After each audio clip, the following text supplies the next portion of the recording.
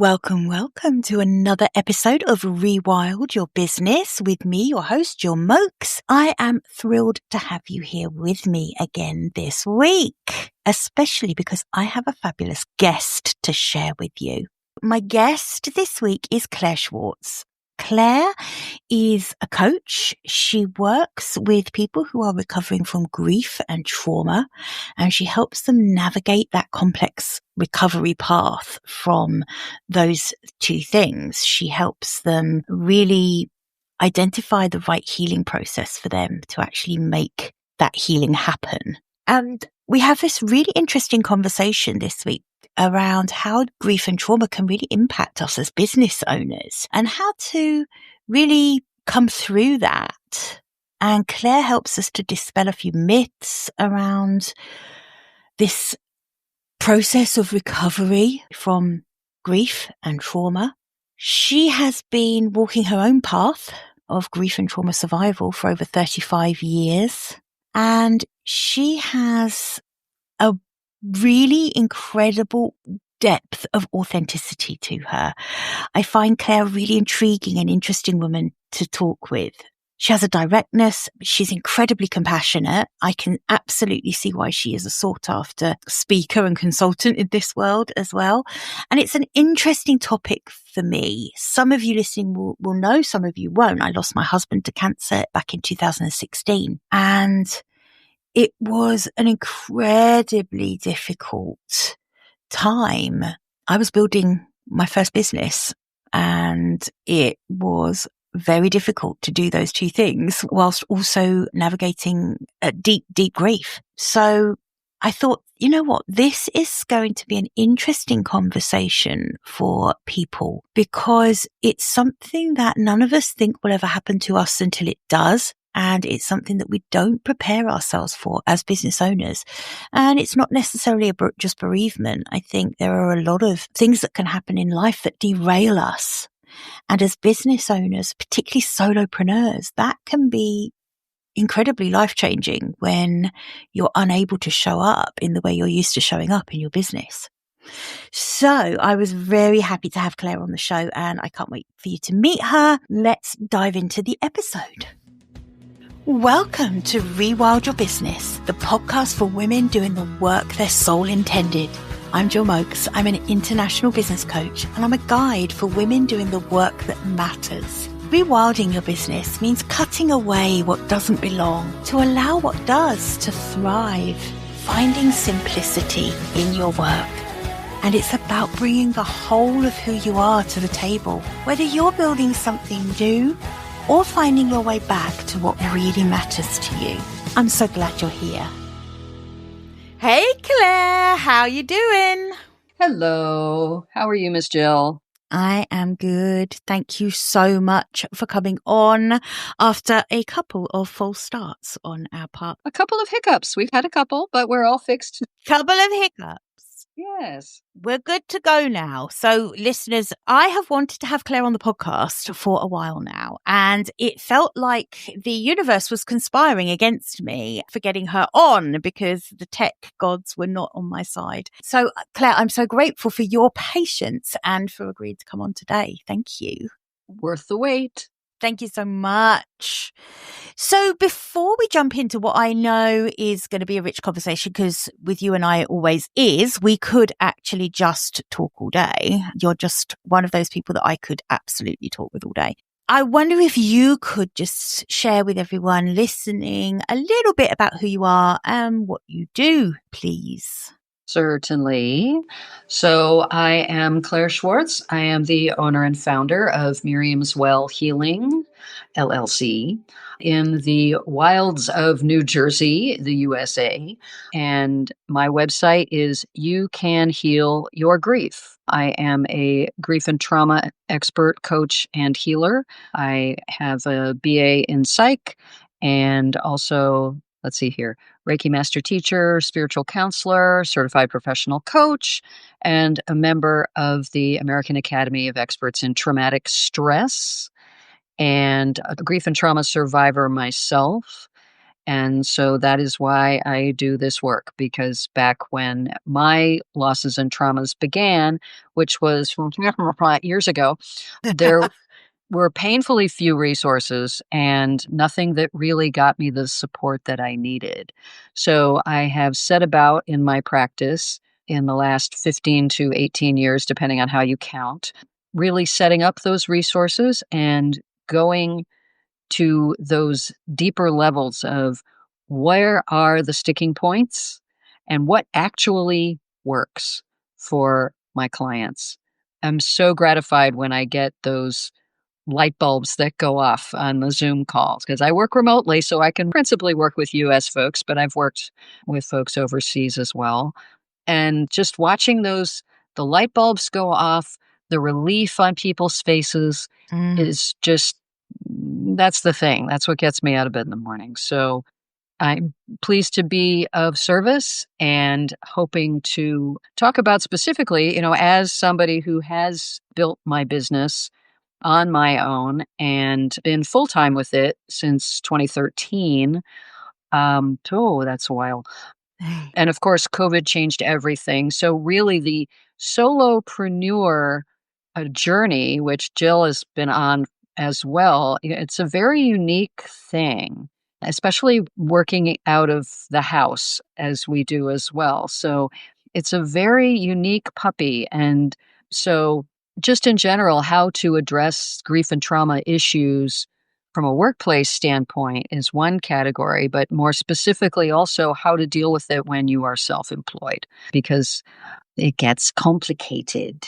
I think that's one of the reasons I really wanted to have you on, Claire, was, and I was just mentioning this to you before we hit record actually, was that, people listening, I think most people know, I started my business after I'd lost my husband to cancer. And my view of life changed, and suddenly life became very short and far too short to be commuting into London with my nose wedged into a stranger's armpit. I had the commute to New York, same Right. problem. Yeah, exactly. So you can relate to that. Yes, I can.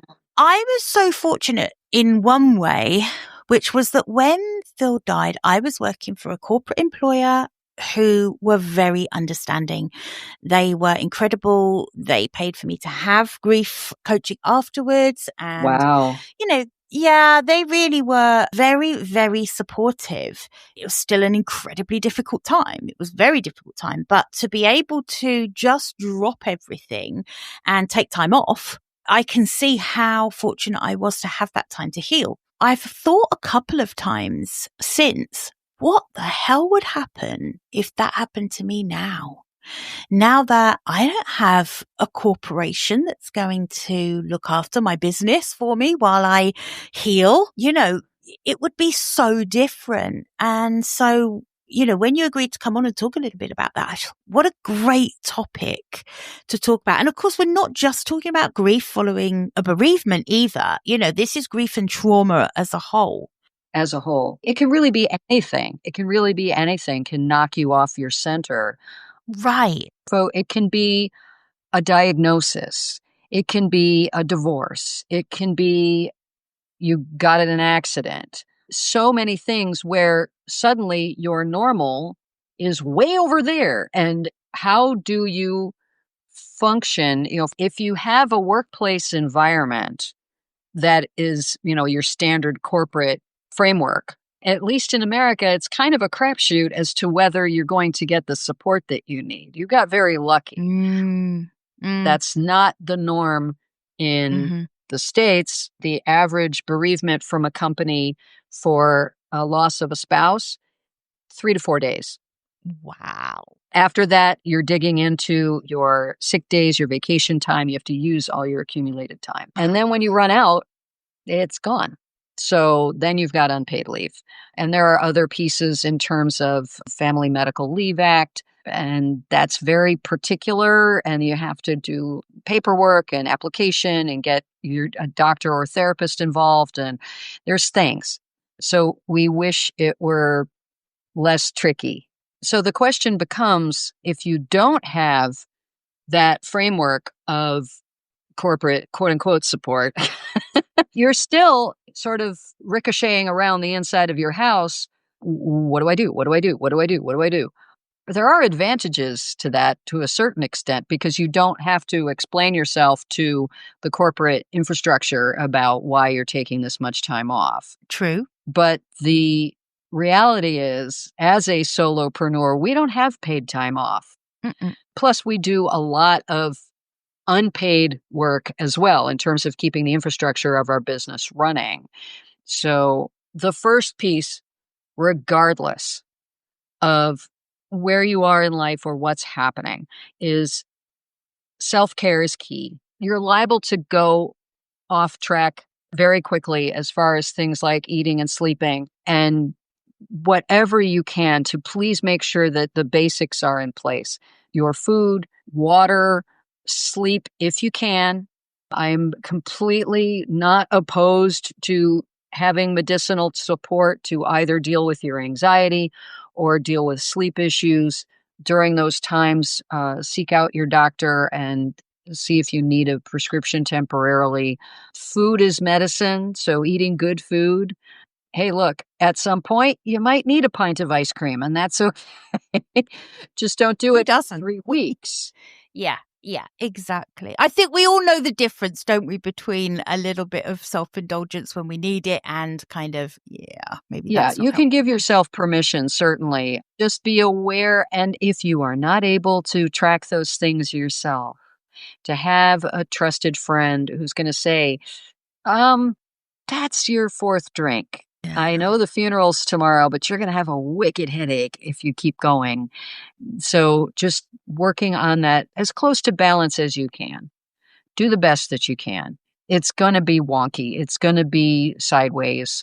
And I'm particularly leaning towards, if you're dealing with a death. But again, this goes for really any major life thing. Because routine goes out the window when you're bereaved. Exactly. Your structure goes out the window. Yeah. Especially with a death in the family, or if you've been a caregiver, your whole world has been taken up by that. And now all of a sudden that's completely off the rails. And so how to manage that at the beginning is just keep things basic. Keep things basic. Do what's in front of you. Don't stress about long-term things. And really focus on the self-care and getting through. Time is going to be weird. One's time feels really wonky. How you perceive the passage of time gets really wonky. So when they say take it a day at a time, a day can feel like an eternity. So being very gentle with yourself. If you are doing okay in this minute and not so well the next minute, that's fine. It's okay. Things are going to get very slippery, if I can use timey-wimey in that context, because your brain is trying to make sense of what's happened. And it keeps reaching for things that aren't there.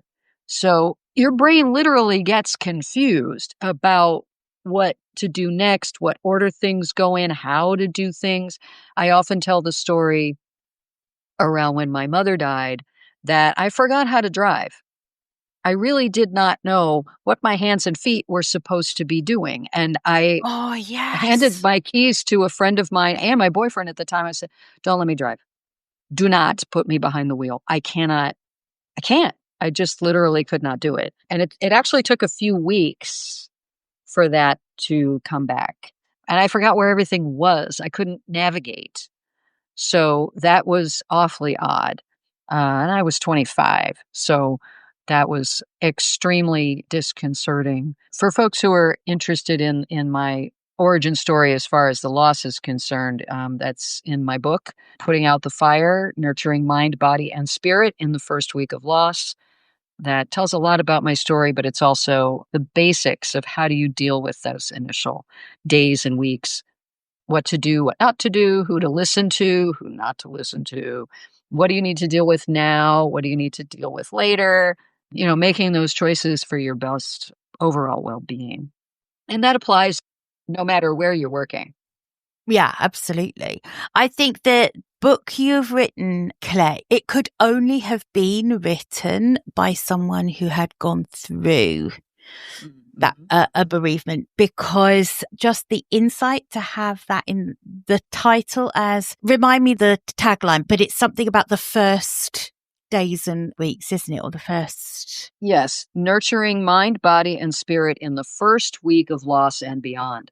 Oh my goodness. And I feel like someone who was just writing from an academic perspective would not understand that that first week is so freaking surreal.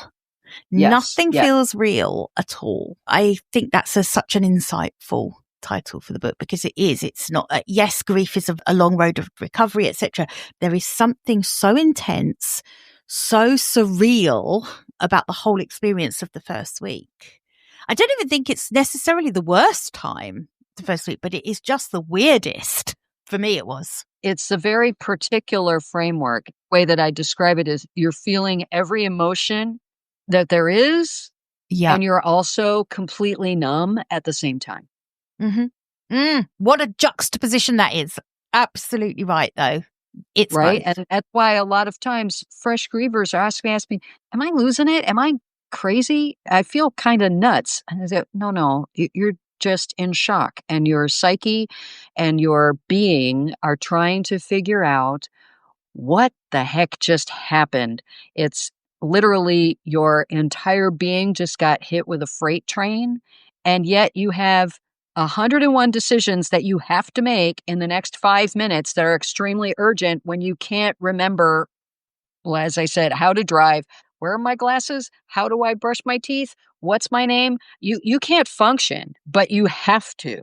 And so how to navigate that? That's the resource that I was looking for back in the day that I was not finding. So I wrote it. I'm quite gratified that a lot of folks who have had older losses have still picked up the book and found use in it, because they've navigated it without those ideas. And then they read it and go, oh, that makes so much sense. I wish somebody told me that 10 years ago. Yeah. I feel like, yeah, that is very, very true. Yeah. We're so much more open now, actually, about it. Even from, 10 years ago when I lost Phil, actually. Yeah, there was not a lot of support, actually, at that time. So to your point, trauma and grief, the impact on us as business owners going through this. And you're right, it's not just about a bereavement. You gave a great couple of examples like divorce. I mean, Mm-hmm. the shock, and particularly if it's not you instigating it, if you're kind of like, I don't want to use the word, but if you're like the victim of the decision, if you like, is there anything more distracting from business? And yet in business in 2025, we are expected to be on point all the time. We're supposed to be showing up. We're supposed to be being consistent with our marketing. We're supposed to be doing all of these things that require us to be on all the time.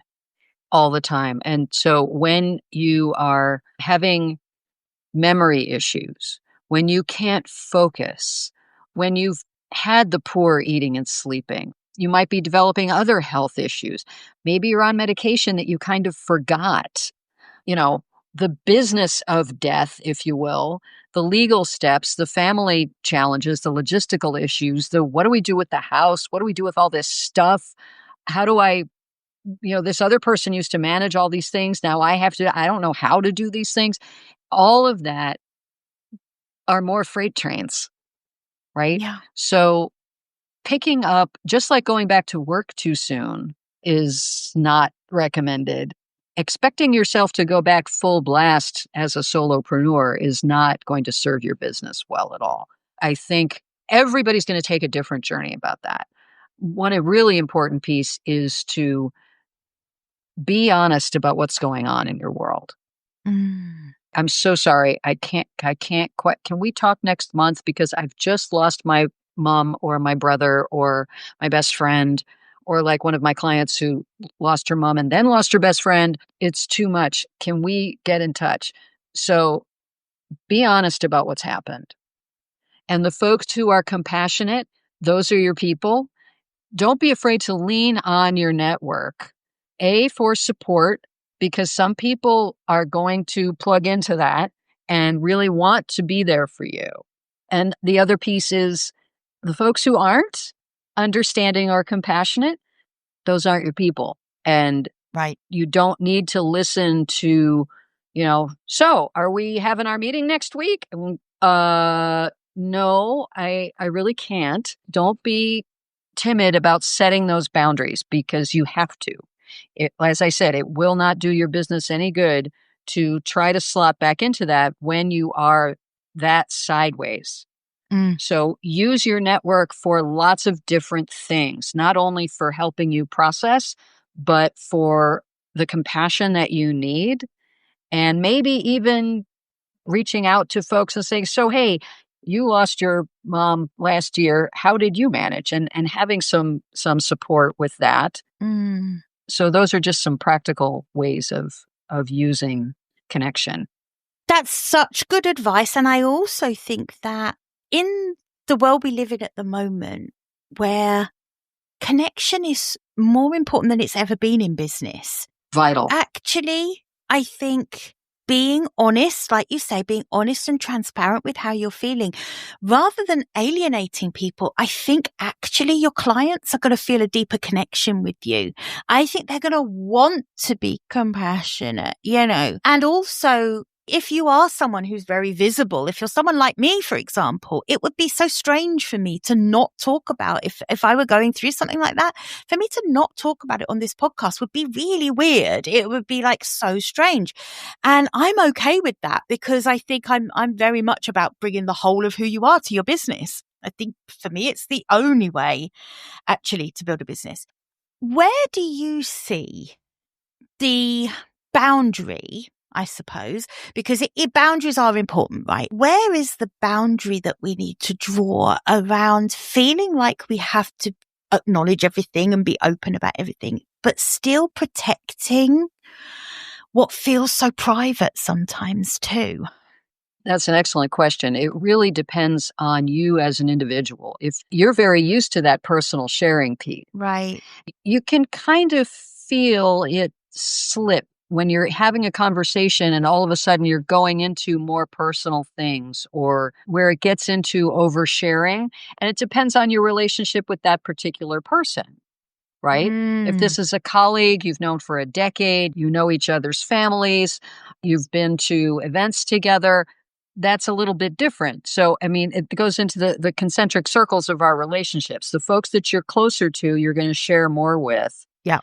It also, you have to know who you're speaking to because there are certain areas, particularly where a loss and a trauma can get a little bit dicier if it involves things like suicide or addiction or domestic violence or any number of things where people have an opinion.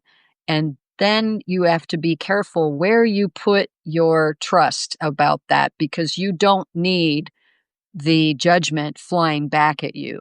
Oh, well, they should have just gotten clean, or they should have gotten help, or they just needed to call. In this country, it's 988, the helpline. That's such a good point. Yeah, you don't need that. Yeah, there's going to be some of that if you're talking about, because somebody is going to what I call just the ep, ep, ep, ep, ep, ep, ep. They're just going to yammer, and there's not much you can do about that basically out in the world because people love to throw their judgments around, but you get to curate who you trust with that information. And that is up to you. And sometimes in families don't want to look at those hard truths about the folks who didn't get help. Why didn't they get help? Or why didn't somebody make certain treatment choices for their cancer? I mean, there's so many layers where judgment can get poked in there. Yeah. So you have to know who you're talking to. You have to know your own level of comfort. But I would suggest that you have at least a place or two, either personally or professionally, where you don't have to edit. Right. That's the important thing. Being able to tell the truth about the whole story will make your healing deeper and more authentic than having to edit, who you are and I've certainly had this in my practice where someone lost their gay partner. Yeah. They just kept saying partner or spouse without really saying, because they didn't say husband and wife because they didn't feel comfortable saying that. And yet, that little bit of editing means that you are not completely healing all the layers. Mm. And of course, relationships get so much more complicated than that because humans are complicated. That's definitely is be mindful of you get to curate who you share what with. Yeah. And as you're saying that, that is so resonating with me because I was fortunate enough to have coaching after Phil died. I'm so glad. And I remember that that coach was the only person that I could share with at the time. I mean, I can talk about it quite openly now about the relief initially as well, because I've been caring for Phil at home. I was barely functioning as a human. And he was, you know, we were just waiting. And so there was this element of relief, but with relief comes so much guilt. So then the guilt of feeling that, and you can't share that with family and you can't. So all of that just bubbles up. And so having someone, I think you summed that up so beautifully, someone that you can share with without having to edit anything. Anything. I'd love to know, Claire, a bit more about the kind of work that you do with your clients and really how that came about. How did you come to, having gone through what you've gone through, how was it that your work has gone in this direction? Well, my background has always been in psych because grief and trauma are what I come from all the way back to my first memory. So when they say do what you know, this is what I know. Right. But I don't just know the grief and trauma part. I'm fortunate that I know the healing part. And I'm really passionate about that. I don't do 50-cent, 15-minute, oh, you just need this and such. No, that's not useful. That's not helpful. So I get very, very detailed in learning each client's story. How did this occur? How does this connect to that? What have you tried in the past? What's worked? What hasn't worked? What are you interested in? What lights you up? What shuts you down? I get really into what I call the niggly bits of who each person is as their portrait starts to develop in my mind's eye about what makes each person tick.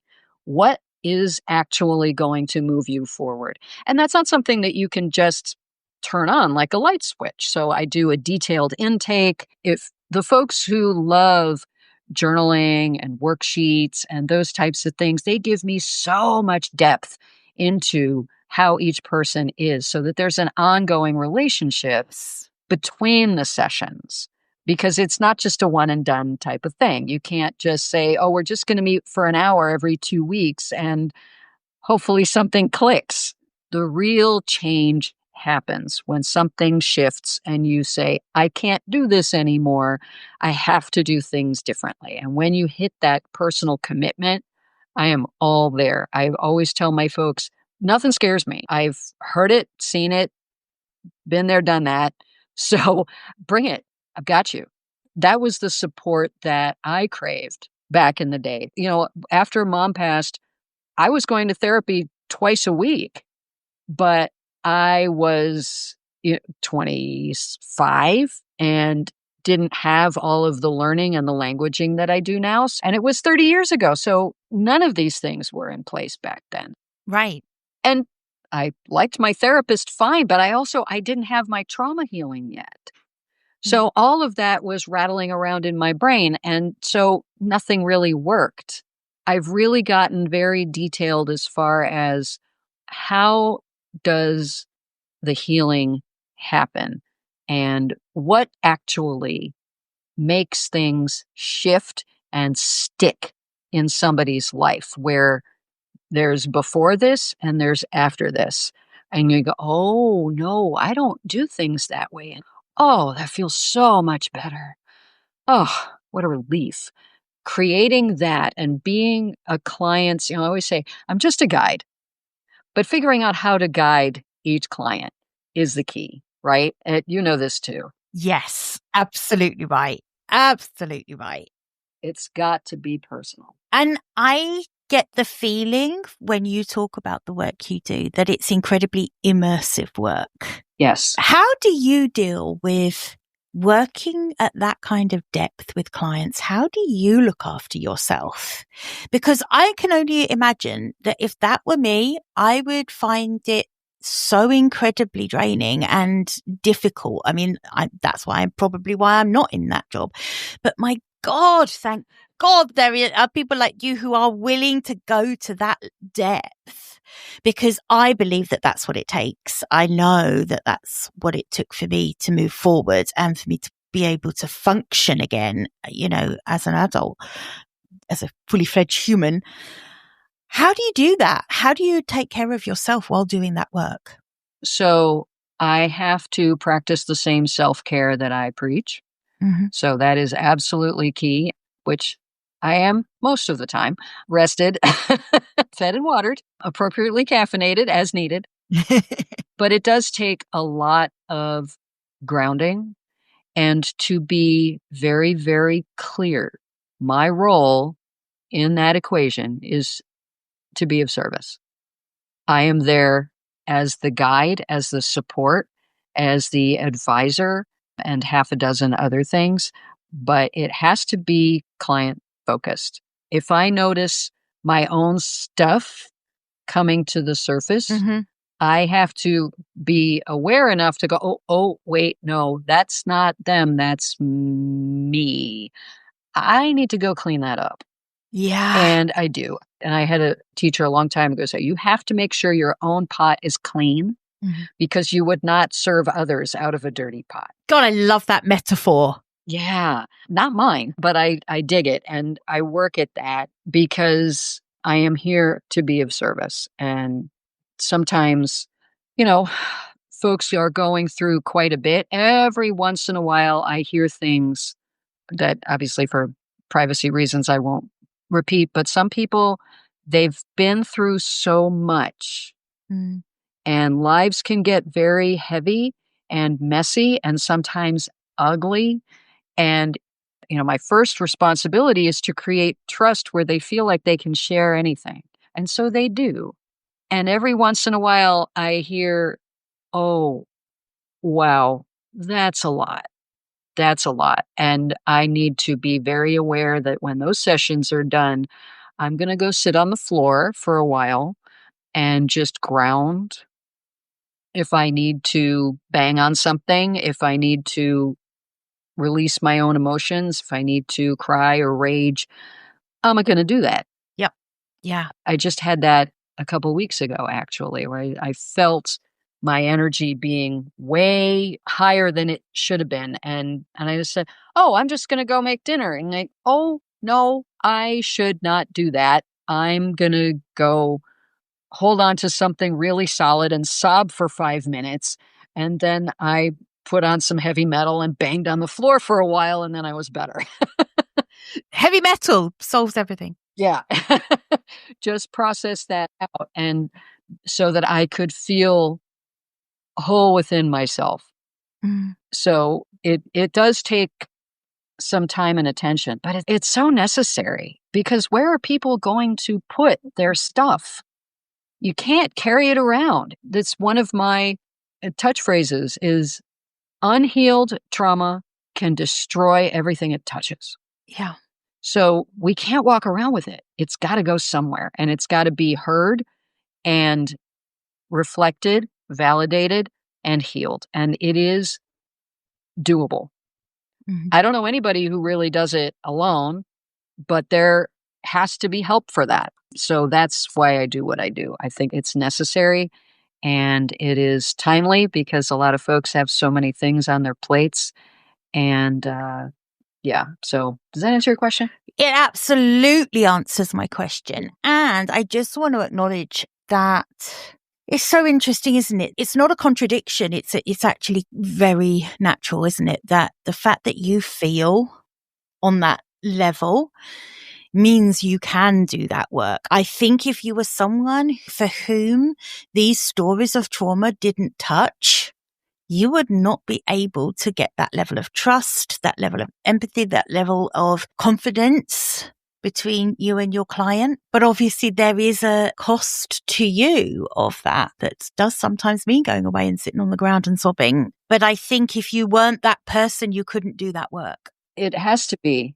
There is extraordinary value that I found as a trauma survivor and as a griever to really talk to people who get it. Because I had support like that back in the day where I would just pour my heart out, and I looked at the person across the room who was very diligently taking notes on their cute little legal pad, and I looked in their eyes. I thought to myself, you have no bloody idea what I'm talking about, do you?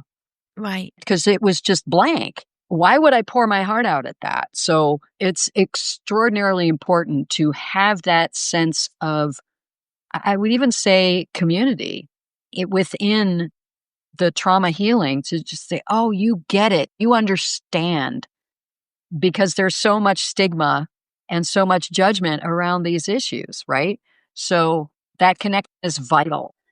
It's vital. It's another reason why it doesn't matter what kind of coach you are. I will never stop saying we are all, or we should be, our own ideal client. The best coaches are coaches who have walked the path of the person that they are coaching. It's just true. And I don't care about the ICF version of what, coaching shouldn't matter. You're coaching the person, not the problem. I don't care about that. The fact is that there is nothing that can bring together that connection so much as a shared experience. Yes, 100%. Claire, what kind of advice would you give to people who are running a business? Maybe it's a solopreneur, maybe it's someone with a very small team. The kind of businesses that we have where if we're out of action, the business can't really carry on. We are the business. We are. Yeah. What would be the advice to people like us? I think one thing comes back to just super practical is assume something will happen that will knock you sideways. And the more you can prepare for that, the better off you will be. As we've said, no PTO when you're self-employed. So I always advise folks, build a nest egg, build a cushion so that when stuff hits the fan, you don't have $12 in your account. Yeah. Or pounds in your case. But so yeah, building that nest egg. I mean, I find for my work, I really have to be very clear about what I am able to do. Sometimes it helps to take my focus off of my own stuff and go support somebody else. Because that's a completely different part of my brain. Yeah. So being able to understand, am I in that position where I can go back to being the guide, or am I still mush on the floor? Just recently, we had 2 close losses in my family, one in February and one in March. And for each of those, I had to really if I'm doing a wake and a funeral, I'm not working those days. So a day or two after that, I am generally able to work, but that's just those particular things. And so being very aware, building that nest egg, and build more than you think you need. Yeah. So that you don't have to say, oh my God, the mortgage is due. I think that's such good advice. That, coupled with what you said earlier about the communication, being open and clear and communicating with your clients, etc., I think is really important too. But I think that nest egg, I love that advice because I think it takes away the panic feeling. If you've got nothing in the bank, you're running a business where you're already questioning how you're going to be paying the mortgage at the end of the month, you're going to need to really rethink that. You're going to need to take some steps, get some support to make some changes there because honestly, like you said, something like this is going to happen to a greater or lesser degree. It's going to happen at some point. And we all diligently pay our insurance for our business. And yet this is really the insurance you actually need. You need some money in the bank to just cushion you so that that panic doesn't take over. I love that. Such practical advice. Yeah. And then don't be afraid to go to your doctor and ask for medical support if you find you're having too much anxiety or you're having trouble sleeping. I'm not anti-meds. I'm anti-over-medicating. Sure. Just to get some support to give you a more solid foundation to get you back on your feet. And again, if you find that you need help, I mean, it doesn't have to be me, but finding a coach, a therapist where you really feel heard, where you can really process what's happening. So it doesn't just shut you down and we do that bootstraps thing and just pull yourself together and go back to work because there's nobody to fill your position and there's nobody else. And that's just the worst reason. Yeah. It's the worst reason to go back to work. Yeah. Because you're not going to do your best work anyway. Just knowing yourself well enough to say, you know what, I can't handle that today. Or I handled it fine yesterday and all of a sudden today is worse because it's not linear. It's not nicely planned out steps that are and then you're quote unquote done. It meanders. Some days are easier. Some days are harder. Some days are, oh my God, I can't get out of bed. Some days are, oh, you know what? I'm okay today. Okay, let's see what I can get done. And it depends on your loss. It depends on the support you have around you, all of those things. So it is complex. I do think that that's where working with someone like yourself, I think can make all the difference as well, though. So it's not just about having the expert and the skills that you bring to conversation with someone, and clearly, you describe yourself as a guide. I love that. And I totally see that. But also, I think in that period where you're starting to wonder, am I ready? Am I ready to go back? Am I ready to do this? To have someone that's there to be that sounding board of, and reminding you that you're not going crazy because you felt okay yesterday, but today you feel like you did 3 months ago, to have someone that kind of just brings that. It's not permission to feel that way, but it's someone who just holds the mirror and says, this is absolutely fine. This is absolutely your journey and it's going to be the way it is. Absolutely. And I do that often with clients is help them because your own mirror is going to be all fogged up. So to help reflect back at folks and say, you might want to think about this and such for a little while. And maybe we should meet more often and how about these journaling ideas? I know you had questions about the stuff or about this argument that you had with your cousin, working through all of those lumps and trying to get the soup a little smoother so that you do feel like things are managed and that you can get back to, not back, but because you can move forward in figuring out what comes next. Yeah, absolutely. Claire, thank you. So interesting. I can't help thinking, I wish I had known you back then because I think that you are absolutely right. The fact that you've been through your own grief and trauma journey does bring a completely different dimension to these conversations. And whilst, like I said, I had great support, it was great skilled support. And I think that is different from someone who's lived this journey. So I want to thank you. I also want to thank you for just reminding us that, this is going to happen. Some kind of grief and trauma. And that's not something to be frightened of. It's not scaremongering. It's bloody life. We've got to stop pussyfooting around and saying that everything's going to be sunshine and roses all the time as long as you crack the Instagram freaking algorithm. That is not life.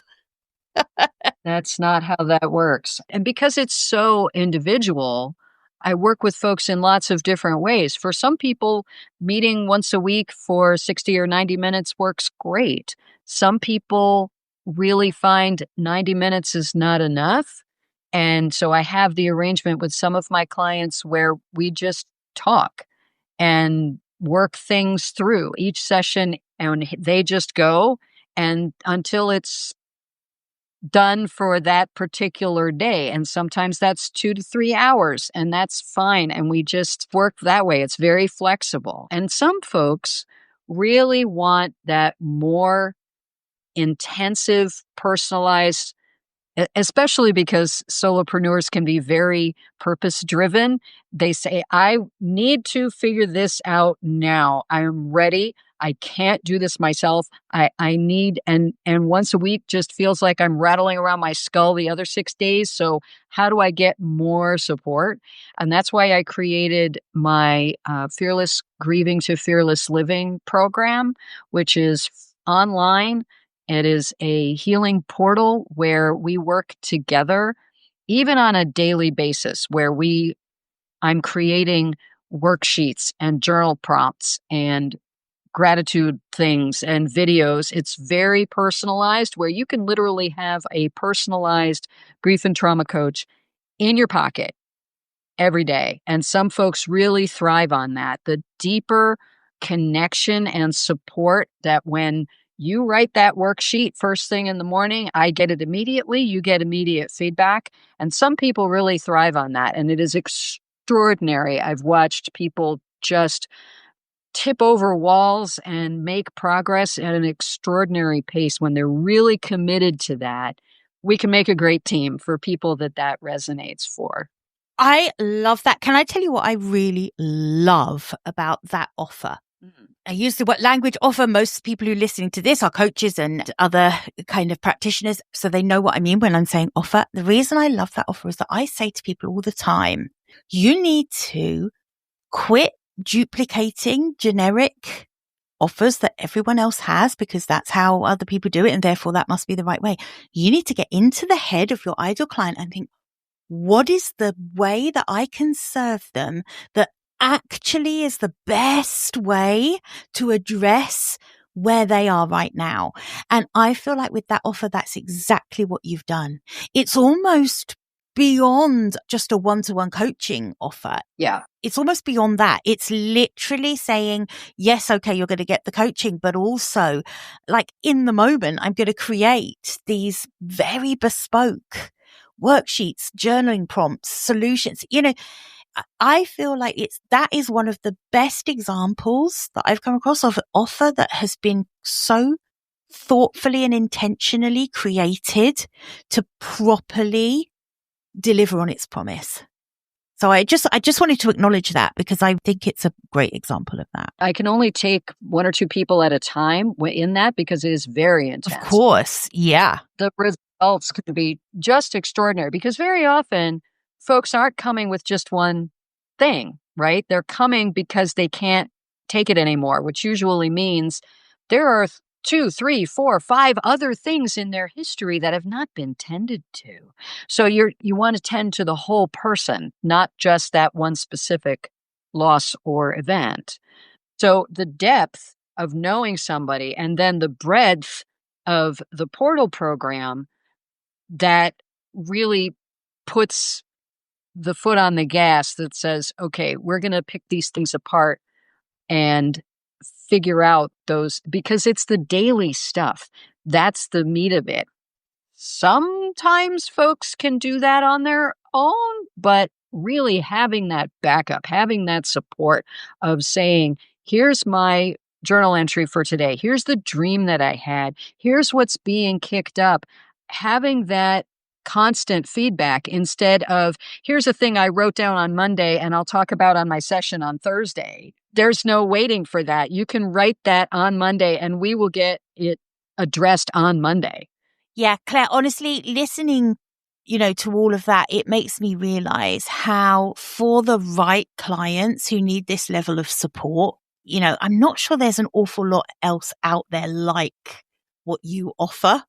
And one of my pet peeves is when coaches of any kind put out such generic offers. They're really, all they've done is looked at what other coaches do and replicated that. And what I love about your approach is that everything has been so carefully designed, using all of your own lived and learned experience, but also with real insight into what people actually need. So I love what you do. I think it's so needed, and it's an incredible offer. I don't think there really is anything like it. Why do it if we're not going to do it well? Why do it if we're not going to give people the tools that actually work? Here's what actually works. In the years that I've been doing these sessions, there are very specific things that can move you forward or hold you back. So understanding what those are and how to plug into that right equation. Of course, there are massive numbers of variations, which is why I go so deep with my clients in terms of getting to know their story and their wiring. But there are really specific things that we can do to make that experience as quality as possible, to really make this is the thing that's going to work, that's going to break through all of the noise of what hasn't worked. And let's get you some peace. Let's get you some calm and some things that work so you don't have to live in this soak of stress and trauma and suffering. It is breakable, it is doable, and that's what I'm here to guide folks through. So that's why I designed that program. Oh, Claire, thank you so much for, number one, for designing it. As someone who's suffered a bereavement myself, I know that had I known about you back then, it is exactly what I would have needed for a start. Also, I suspect that people listening, if they are thinking to themselves, what, this sounds like someone who could actually help me release some of the trauma I'm carrying, or at least, I'd like to find out a bit more about this woman. Where can people find out more about you, and where can they reach out to you? Quite a number of places. The places I tend to hang out the most, first of all, is my website, of course, which is youcanhealyourgrief.com, based in the US, but available worldwide. And there's all my information of my personal story, my bona fides, if you will, and all the things that I offer, including from fearless grieving to fearless living, as well as individual sessions, as well as some more concierge designed programming that if there's something that you want to do that you don't see, shoot me an email. Let's figure it out. Let's make it work. So that's kind of what I'm all about. And I was also access to my book, Putting Out the Fire, which is the book I wish I had when I had my first major loss with my mom, Nurturing Mind, Body, and Spirit in the first week of loss and beyond. Generally, I'm happy to ship that anywhere. And I know I ask people could you please buy that through my website and not through Amazon? Oh, yes. And if you're listening to this, I echo that. Please buy it through Claire's website, not Through authors directly. Yes, yes. We appreciate it deeply. And then you'll also get an autographed copy. So Amazon doesn't do that. bonus. And I'm also on Facebook and LinkedIn. If you're into social media, those are my two main things in terms of posting of things of the social media world. So that's where I hang out. That's wonderful. Claire, thank you so much for coming on to the show and having this conversation with me. Really important conversation. And I just love your approach to the way you work with your clients. So I was very excited to have you on the show. Thank you. And I really appreciate that you are taking the time to acknowledge the grief and trauma world in conjunction with business. And you can't put those things on the side. If it affects your life, it's going to affect your business. Absolutely. Just soldiering through that will not serve you. So we all deserve to get some guidance and support and truth about how all of these function and how to put them in their place and get some grounding and some healing moving forward. Absolutely. It's interesting you say that actually before we wrap up, because I sometimes feel like the online world takes business and equates it to marketing, as if that is the only thing that matters when it comes to building a business, growing a business, living as a business owner. And there is so much more to being a founder of a business, an owner of a business. There's so much more to having a sustainable business. You have to be able to look after yourself. Businesses are run by people. Humans, us real humans. Shocking, I know, but humans have things. We have lumps, we have issues, we have bad days, we have huge challenges, pain and suffering. And so unless you're acknowledging the whole person, you cannot create a whole business. Absolutely. Yep. Thank you. We absolutely are on the same page with that. Hence the sign behind you. Exactly. Absolutely. Yes. Anyone who hasn't seen me in my office will know there's a great big pink sign behind me that says whole. So sums up my philosophy. Mm-hmm. Claire, thanks so much. And I hope I will catch up with you again soon. For everyone listening, goodbye for now. And I will catch you back here, same time, same place next week. Bye for now. Bye, Claire. Bye-bye.